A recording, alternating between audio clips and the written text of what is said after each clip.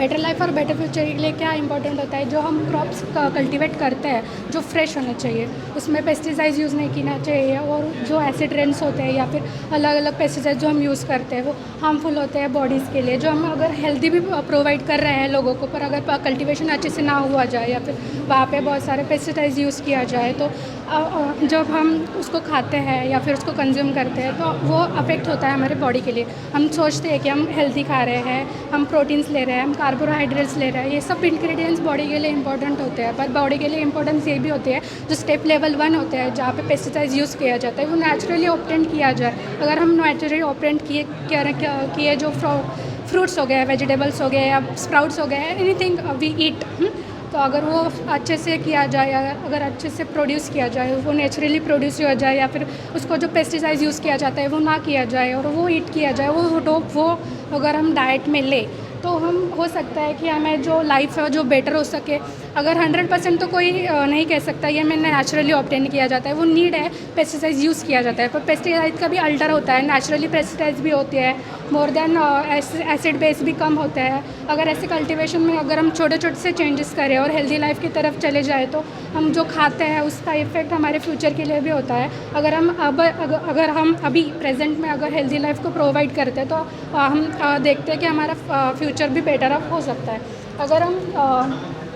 Point to be noted कि अगर हम हेल्दी लाइफस्टाइल के लिए यूज़ किया जाता है तो ऐसा नहीं है कि हम वेजिटेबल्स या फिर मीट्स ही यूज़ किया जाए। अगर हम दोनों भी बैलेंस में ले सकते हैं तो हम खा सकते हैं। अगर आप वेजिटेरियन हो तो वेजिस प्रोवाइड करो, स्प्राउट्स खाइए, लाइट वेटेड खाइए, जिससे आपकी लाइफ हेल्दियर हो और वो आपको डाइजेस्ट हो। अगर आपका डाइजेशन सिस्टम अच्छी तरह से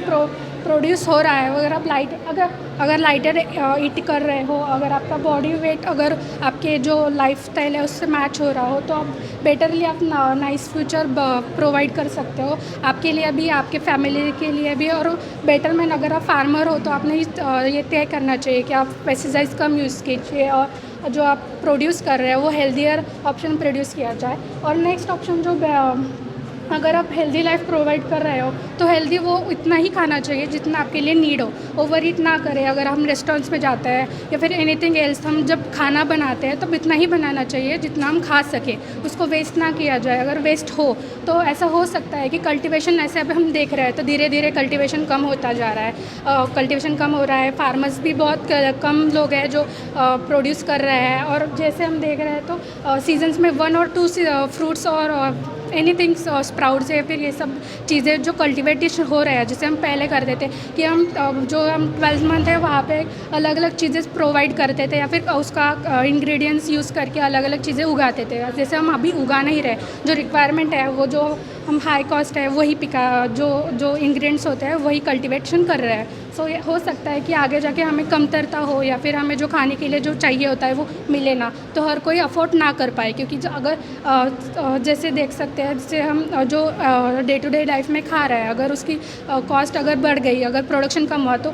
सच से बात है उसका ना जो कॉस्ट होगा वो हाई होगा और हर चीज़ वो प्रोवाइड नहीं कर सकते। तो वैसे उसमें क्या होगा कि बहुत सारे लोग जो खाना नहीं खा पाते या फिर उसको खाना प्रोवाइड नहीं हो सकता, तो ऐसे लोग की जो पॉपुलेशन है वो बढ़ सकती है। अभी जो हम इंडिया में कंट्रोल कर सकते हैं, तो हम जितना कंट्रोल कर पाए उतना कंट्रोल कर सकते हैं। Thank you.